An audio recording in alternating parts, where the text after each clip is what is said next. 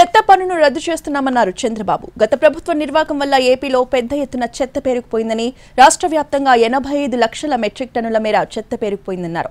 మచిలీపట్నం చేరుకొని స్వచ్ఛతే సేవలో పాల్గొన్న చంద్రబాబు ప్రజావేదిక కార్యక్రమంలో మాట్లాడుతున్నారు. లైవ్ లో చూద్దాం. కరెంట్ ఇవ్వడం, ప్రతి ఒక్క ఇంటికి గ్యాస్ ఇవ్వడం.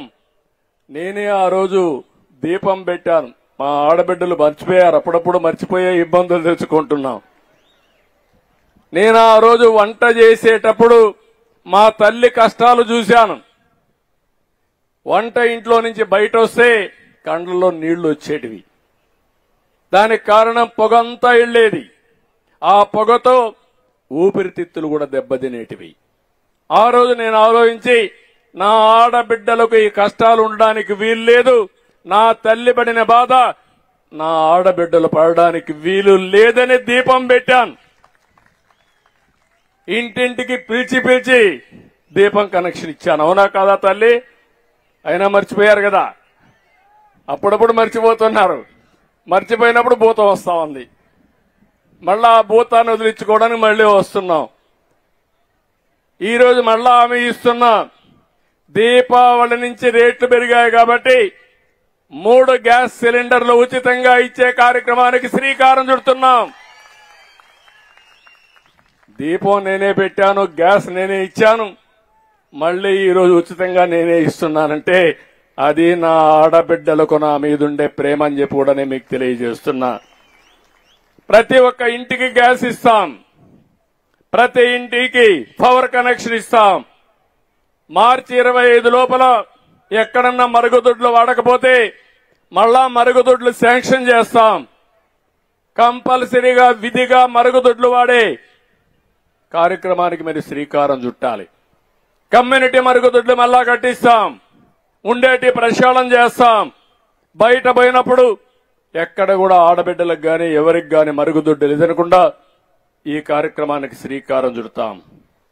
2027కి ప్రతి ఒక్క ఇంటికి మంచినీళ్లు ట్యాప్ ద్వారా ఇచ్చే కార్యక్రమానికి శ్రీకారం చుడతాం. ఇది తప్పకుండా జయప్రదం చేస్తాం.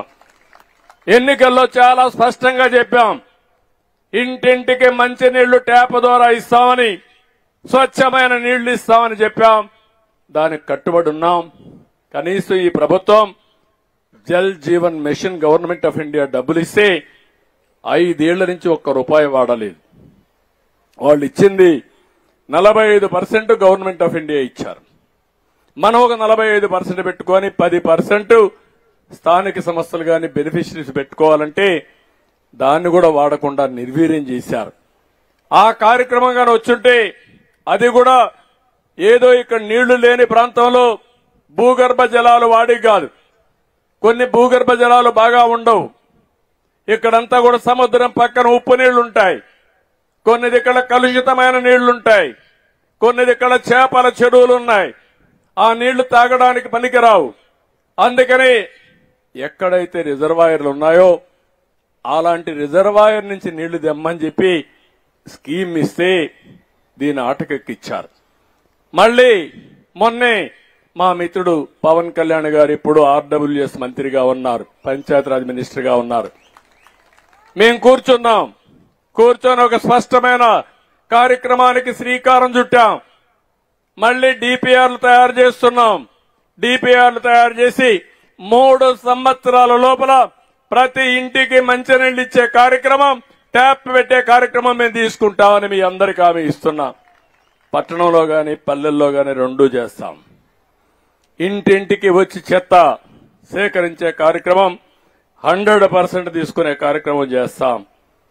ఇంకో పక్క 2025 నాటికి ప్రతి గ్రామంలో ఘన వ్యర్థాలన్నీ ప్రాసెసింగ్ యూనిట్లు పెడతాం. 29కంతా కూడా ఎక్కడికక్కడ వాటర్ ట్రీట్మెంట్ కోసం 100% చేస్తాం. ప్రతి ఒక్క మున్సిపాలిటీని ఈ రోజు నుంచి రోజు మీరు చూడండి, చెత్త తొలగిస్తాం. ఎప్పటికప్పుడు చెత్త అంతా కూడా సేకరిస్తాం. అందులో నుంచి కరెంటు తయారు చేయగలిగితే కరెంటు, లేకపోతే కాంపోస్ట్ తయారు చేయగలిగితే కాంపోస్ట్ తయారు చేసి ముందుకు పోతాం. సముద్ర తీరంలో మంగినపల్లె బీచ్ ఇక్కడే ఉంది. సుందరమైన బీచ్ దాన్ని కూడా నాశనం చేశారు. స్వచ్ఛమైన బీచ్ల్ని, సుందరమైన బీచ్లు తయారు చేసి ఎక్కడికక్కడ మనం నెక్స్ట్ జనరేషన్ గాని టూరిజాన్ని ప్రమోట్ చేస్తే మంచిది వస్తుంది. నేను ఒకే ఒక విషయం మిమ్మల్ని కోరుతున్నా, ప్రతి ఒక్కరూ ఒక చెట్టు పెట్టాలి. మీరు పుట్టిన రోజున ఒక చెట్టు పెట్టండి, మీ బిడ్డ పుట్టిన రోజున ఒక చెట్టు పెట్టండి. మీరు మంచి కార్యక్రమానికి ఇంకొక పక్కన మీ ఇంట్లో మీ పెద్దలను గుర్తించుకునే సందర్భంలో కూడా ఒక్కొక్క చెట్టు పెట్టాల్సిన అవసరం ఉంది. చెట్టు పెట్టడం మన నాగరికత. చెట్టు చూస్తే ఆహ్లాదకరం, మానసిక ఆనందం వస్తాయి. నేను ఇవన్నీ చెప్తే ఈయనకేం పని లేదు, ఏదో మాకు 10 రూపాయలు ఇచ్చేస్తే మేము పంపుతాం కదా, లేనిపోని మాట్లాడుతున్నాడని చెప్పి నా మీద లేనిపోని అపోహలు వస్తున్నాయి మీకు.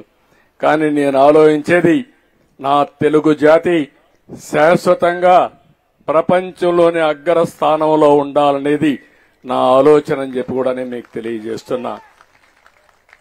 1995లో నేను ఐటీకి ప్రాధాన్యత ఇచ్చాను. ఈరోజు ఆ రోజు ఇచ్చిన ప్రాధాన్యతతో ఈరోజు ప్రపంచమంతా మనోళ్ళు వెళ్లి అమెరికాలో ఉండే అమెరికన్స్ కంటే, ఇంగ్లాండ్ లో ఉండే బ్రిటిష్ వాళ్ళ కంటే మన వాళ్ళు ఎక్కువ ఆదాయం సంపాదిస్తున్నారు. నేను అందుకే ఒక మాట చెప్పాను, బ్రిటిష్ వాళ్ళు పరిపాలించి వెళ్లారు. ఈ రోజుటికి 70 సంవత్సరాలు, 76వ సంవత్సరం వచ్చేస్తుంది. 100 సంవత్సరాలు 2047కి అవుతుంది. 2047కి భారతదేశం ప్రపంచంలోనే నెంబర్ 1 దేశంగా ఉండాలనేది నా సంకల్పం. అందులో 33% తెలుగు వాళ్ళు ఉండాలి. ఇది సాధ్యం, అసాధ్యం కాదు. ఆ రోజు హైదరాబాద్ను అభివృద్ధి చేశాం. ఈరోజు తెలంగాణ రాష్ట్రం దేశంలో తలసరి ఆదాయంలో నెంబర్ 1గా ఉంది. హైదరాబాద్ నగరం నెంబర్ 1గా ఉంది. అన్ని నాశనం చేసిన వ్యవస్థలను ఒకటే గట్టును పెడుతున్నాం. ఈరోజు మీరు చూస్తే పోలవరం ప్రాజెక్ట్ ని లైన్లో పెట్టాం. 2 సంవత్సరాల్లో పోలవరాన్ని పూర్తి చేయాలని సంకల్పంతో ముందుకు పోతున్నాం. అమరావతి ఒక సుందరమైన నగరంగా తయారు చేస్తాం. ఇది కూడా తయారవుతుంది. అయితే ఒక అమరావతి లేకపోతే ఒక నగరం కాకుండా అన్ని నగరాల్ని, ఇక్కడ మీరు వస్తే బ్రహ్మాండమైనటువంటి సిటీ ఇది. బ్రిటిష్ వాళ్ళ పీరియడ్ లో బ్రహ్మాండంగా వెలిగిన నగరం బందర్ నగరం అని చెప్పి కూడా నేను మీకు తెలియజేస్తున్నా. దీనికి పూర్వ వైభవం తీసుకురావాలి, దీన్ని తీసుకొస్తాం. అందుకే పోర్టు కూడా ఈరోజు వస్తున్నానంటే నేను ఈరోజే సమాచారం తీసుకున్నా.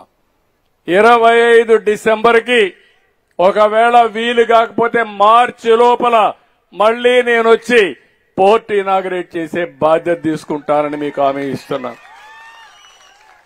ఎప్పుడూ అయిపోవలసిన పోర్టు దుర్మార్గులు చెరబట్టారు, దాన్ని నాశనం చేశారు.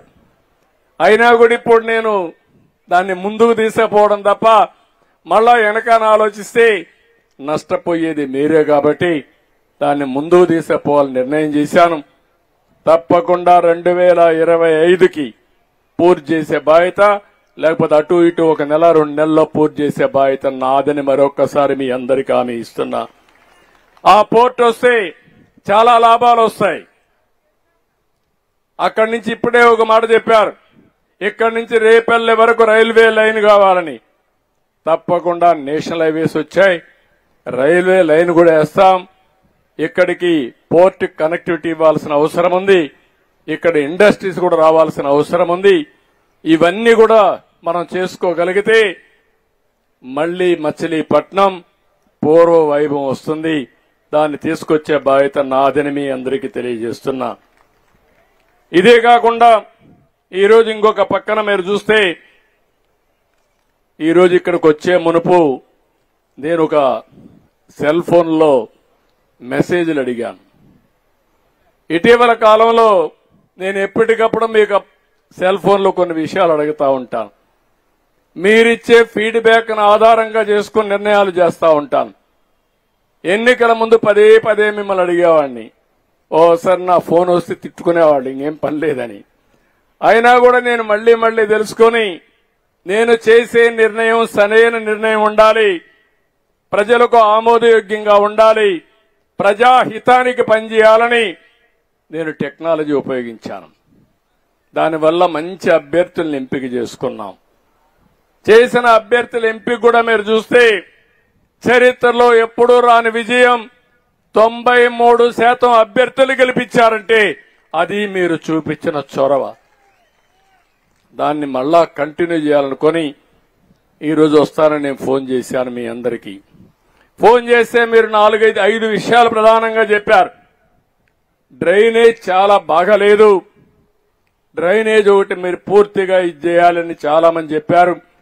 ఇప్పుడే మాకుండే ఇక్కడ మా మంత్రిని నారాయణ గారిని, అదే మరి కొల్లు రవీందర్ని ఎంపీకి ఆదేశాలు ఇస్తున్నా. ఇక్కడ డ్రైనేజ్ 100% పర్ఫెక్ట్ గా ఉండేట్టుగా, ఎప్పుడన్నా వర్షాలు ఎక్కువ పడి నీళ్లు పోకపోతే లిఫ్ట్ చేసే విధంగా లిఫ్ట్ ఇరిగేషన్లు పెట్టి ఎక్కడ కూడా డ్రైనేజ్ వ్యవస్థ ఇబ్బంది లేకుండా చేసే బాధ్యత చెప్తున్నా. కలెక్టర్ కూడా ఆదేశాలు ఇస్తున్నా. దీనికి ఒక యాక్షన్ ప్లాన్ తయారు చేస్తారు. రెండో సమస్య ప్రధానంగా రిపేర్లు అడిగారు రోడ్ల మీద, అవి కూడా చేయాల్సిన అవసరం ఉంది. దానికి కూడా ఎక్కువ ప్రాధాన్యత ఇస్తాను. మూడో సమస్య మీరు అడిగింది డంపింగ్ యార్డ్ అడిగారు. ఏదైతే ఆ డంపింగ్ యార్డ్ అయితే మొత్తం క్లీన్ చేయకపోతే గుట్టలుగా ఉంది, క్లీన్ చేయమన్నారు. నిర్దిష్టమైన డైరెక్షన్ ఇచ్చాను. తొందరలోనే దాన్ని కూడా క్లీన్ చేస్తాం. మూడోది డ్రింకింగ్ వాటర్ అడిగారు. తప్పకుండా స్వచ్ఛ భారత్ లో జల్ జీవన్ మిషన్ ఏదైతే ఉందో దాని కింద గ్రామీణ ప్రాంతాల్లో గాని పట్టణ ప్రాంతాల్లో గాని పూర్తిగా మంచినీళ్ళు ఇచ్చే బాధ్యత, ట్యాప్ ద్వారా నీళ్లు ఇచ్చే బాధ్యత మాది. అది చేస్తామని కూడా మీ అందరికీ హామీ ఇస్తున్నా. ఇక్కడ బీసీ కమ్యూనిటీ హాల్ కావాలన్నారు, అది కూడా చేస్తామని చెప్పి నేను మీ అందరికీ హామీ ఇస్తున్నాను. దానికి కూడా మనం ఆ రోజు ఇచ్చాం. ఇచ్చిన దాన్ని వీళ్ళు తీసేసే పరిస్థితికి వచ్చారు. దానికి కూడా శ్రీకారం చుడతాం.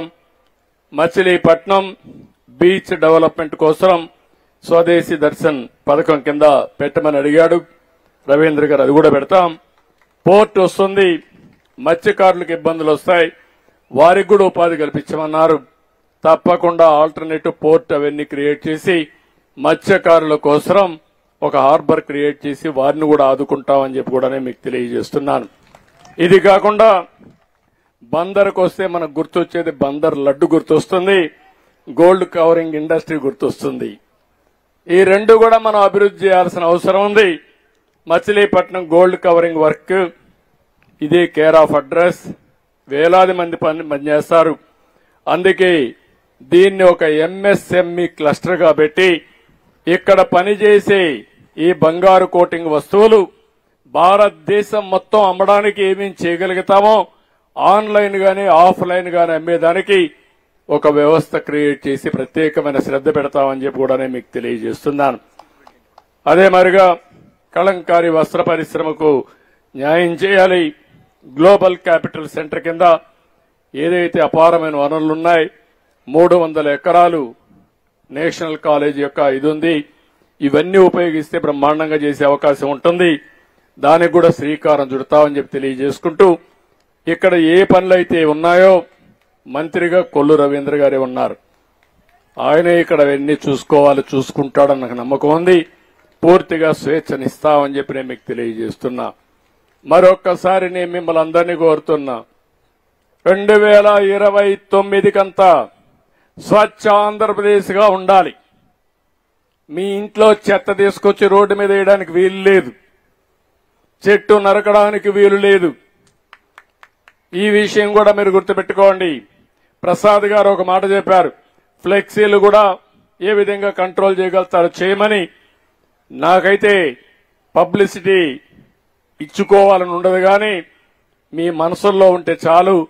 కానీ అన్ని రాజకీయ పార్టీల్ని కంట్రోల్ చేయకుండా నేను ఏకపక్షంగా పోతే కొన్ని సమస్యలు వస్తాయి. దీని మీద చర్చ జరగాలి. చర్చ జరిగి ఎక్కడికక్కడ ఇలాంటివన్నీ కూడా మనం కట్టడి చేసే విధంగా ముందుకు పోవాల్సిన అవసరం ఉంది. దీని మీద కూడా తొందరలోనే ఒక నిర్ణయం చేస్తామని చెప్పి కూడా మీ అందరికీ హామీ ఇస్తున్నా. ఇంకో పక్క 2047కి స్వర్ణ ఆంధ్రప్రదేశ్ మన లక్ష్యం. 2047కు